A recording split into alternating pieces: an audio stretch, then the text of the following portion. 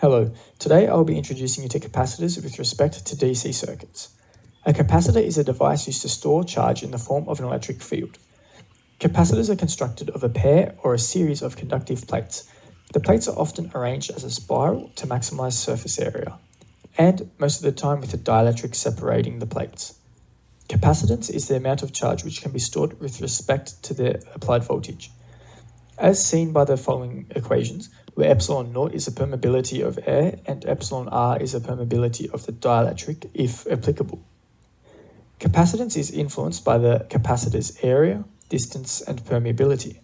The capacitance can be increased by increasing the plate area, decreasing the plate separation, and inserting or increasing a dielectric with a higher rating. Here are two worked examples focusing on the key concepts previously displayed. Now we will cover capacitance in DC networks. It is important to note that when capacitors are utilized in DC circuits, they interact inversely to the way resistor circuits are analyzed and solved. When adding capacitors in parallel, the total capacitance will increase, as opposed to resistors in parallel. Alternatively, the total capacitance in a series circuit will be less than the smallest rated capacitor due to the inverse nature, like a parallel circuit. Here is an example to test your knowledge. Now we will cover the dynamics of capacitors. When a capacitor is in transient state, the capacitor is in the process of charging or discharging.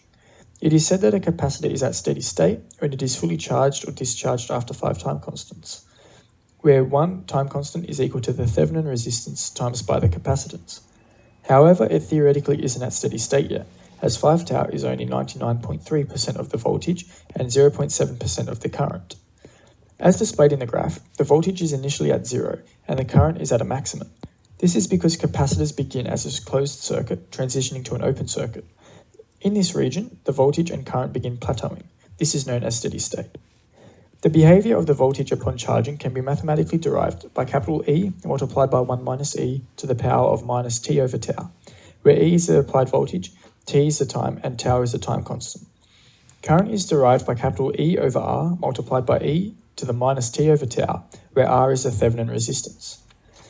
Discharging is when the capacitor transitions from an open circuit to a closed circuit, where energy can be released at an instant compared to a normal power supply. It is important to note that when current is negative, as it travels in the opposite direction. The power of a capacitor is simply the capacitor's voltage times current at a given instant. It is also important to note that an ideal capacitor does not dissipate energy. I hope that this presentation solidifies your understanding of capacitors.